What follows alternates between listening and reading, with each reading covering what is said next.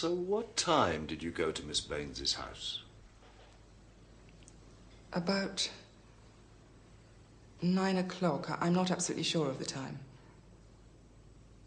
And if I was seen going in by this neighbor, then I assume you know what time anyway. Anyway, Donald had the car, so I cycled.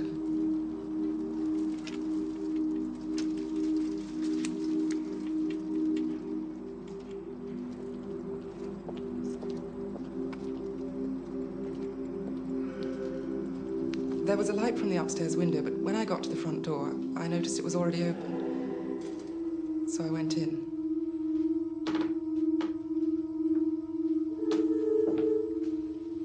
She was just lying there.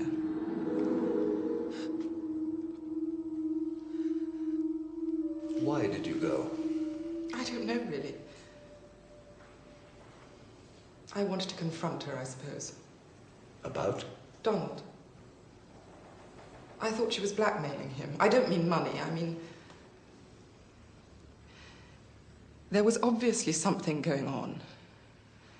She hadn't always been deputy head, for instance. That was Donald's doing, and utterly uncharacteristic. Why do you say that? Cheryl Baines didn't go in for men, Inspector.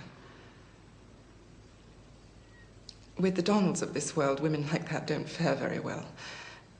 But then suddenly, a few months ago, he makes her deputy head and all sorts of other things, deferring to her on matters where he had very strong opinions.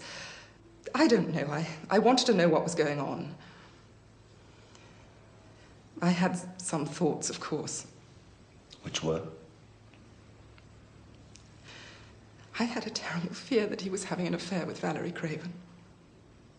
Which is why you were relieved when he told you it was her mother. Yes, I suppose, yes.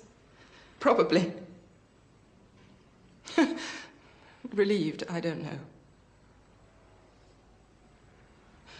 I know what it looks like, Inspector, but I didn't kill Miss Baines. I have no lover to vouch for me, but I didn't kill her. I turned and fled. Straight home? Yes. And you didn't see anyone else? Nothing that struck you as odd? No, I just cycled home. I don't know, I was... Well, of course, that was strange. What was? Well, I was coming round the corner by the pub, and I noticed a man sitting in a car. And it was David Acom.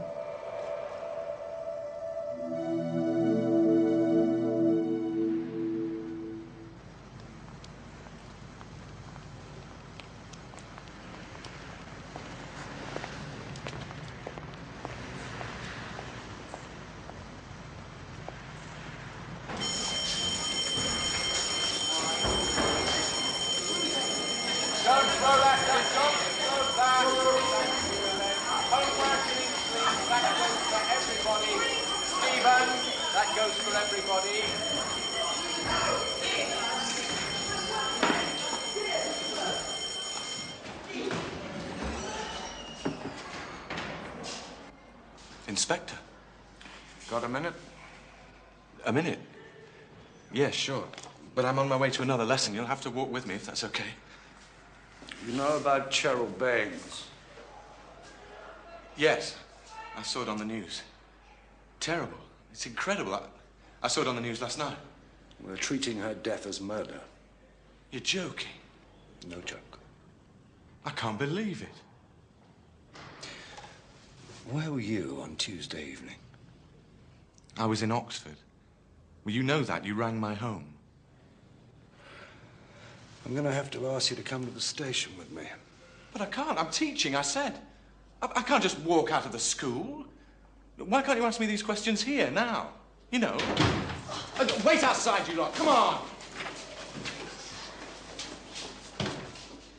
I mean, why do I have to come down to the station all of a sudden? God. Because, Mr. Acom, we have a list of suspects. And you're at the top of it.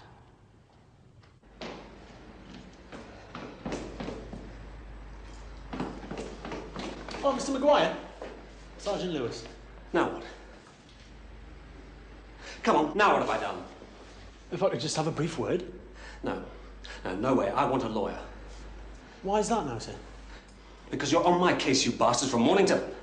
Because I'm going to turn round and find half a ton of dope under my bed. And how did that get there, Mr. Maguire? Oh, no. No. I was just wondering, in what way are you related to Valerie Craven? Say again? Would you rather talk upstairs? No. I'd rather get on with my life, you know. I've got clients waiting. And I'm going to get a ticket in a minute unless I move my motor. So come on. What's all this garbage about Valerie Craven? Well, I've got a form in the car. And it's from a private hospital around, as it happens, just around the corner. And it's for Valerie's termination. And on the form, as next of kin, she puts a Mr. John Maguire of this address. So I'm assuming she meant you. Are you married? Stupid bitch, the stupid...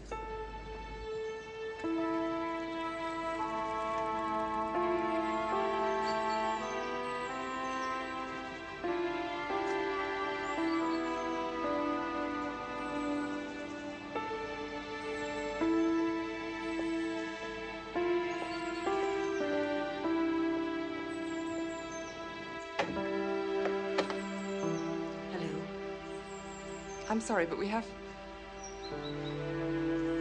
had to come. We do need to speak. I'm sorry, can I come inside?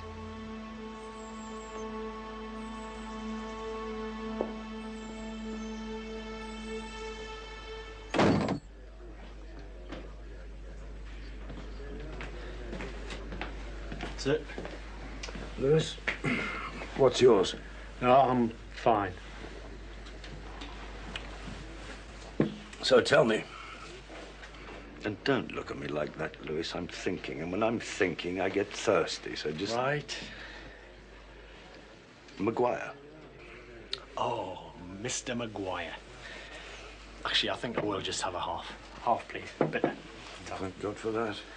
No, Maguire, very rattled. Good. He did help Valerie. Arranged for her to go to the clinic, lent her some money. So, yes, she was pregnant.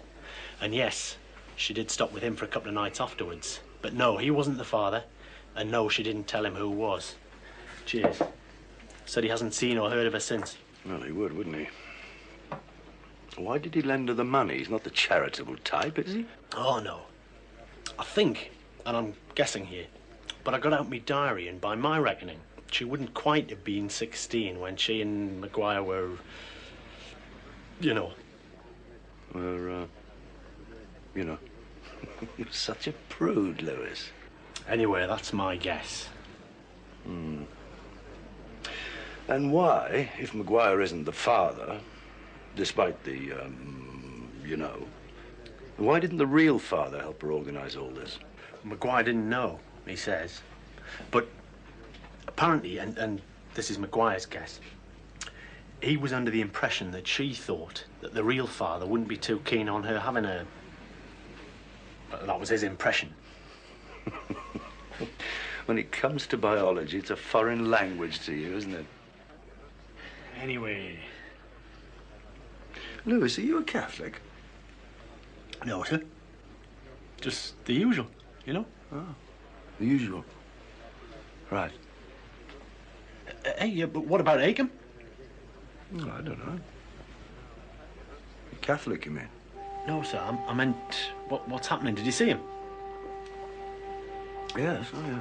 Yes, I've got him down at the station. And? Can't imagine Aiken killing anybody, can you? I don't know. There's something not right there. What do you know about St. John Baptist de La Salle? Doesn't matter. Come on.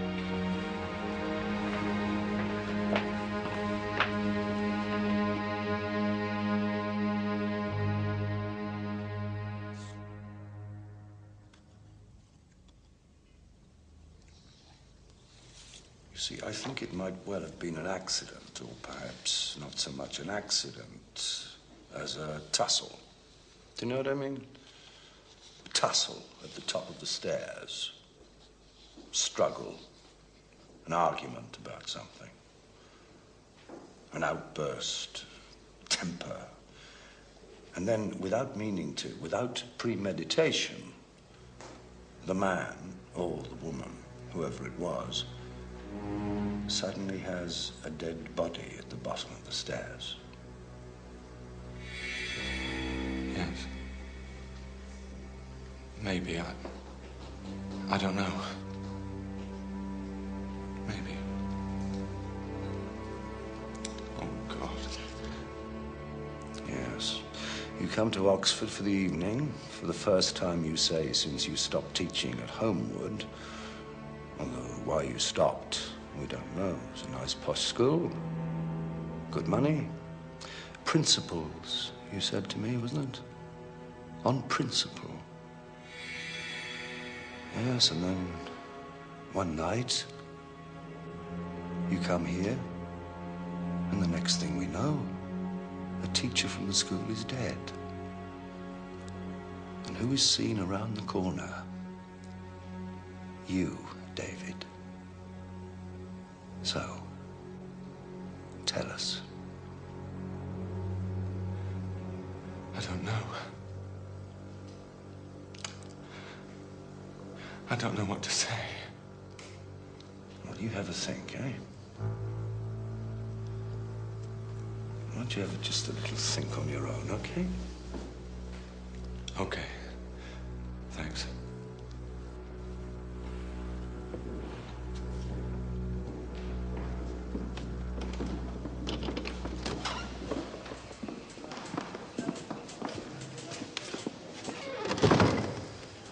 So it was Acom. Had me money on anyone except him. You might still be right. No, so I think you got it. About the pushing and shoving at the top of the stairs. Bit sad, really. Got a motive, have you, Lewis? Not really. Except I wondered whether there was anything between them. Some romantic thing? Possible? Then a falling out? I don't know. I'm driving Acom back to Reading. Do you want to come? Why is that? Catholics, Lewis. Catholics and faces. Who's that, would you say? Well, I don't know, is it? Why not? Well, I can't see her face now. Exactly. Exactly.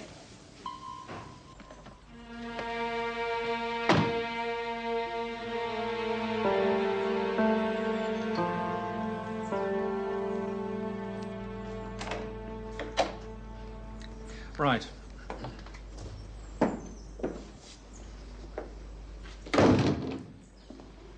I'm very uncomfortable about being here, Grace. I hope it's...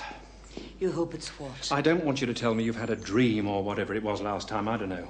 Obviously, at the moment, I'm just saying you're not the only one who feels haunted. Ah, now, the last time we spoke on Wednesday morning, I think the need was all yours. Okay. And at some point, I seem to remember any time, any place was fine. Grace, please don't ask me to keep saying thank you. It wears me down. Please? Okay. And I've got half an hour at the very most. I haven't even got that. I really wish we could have arranged a better... Anyway. Anyway.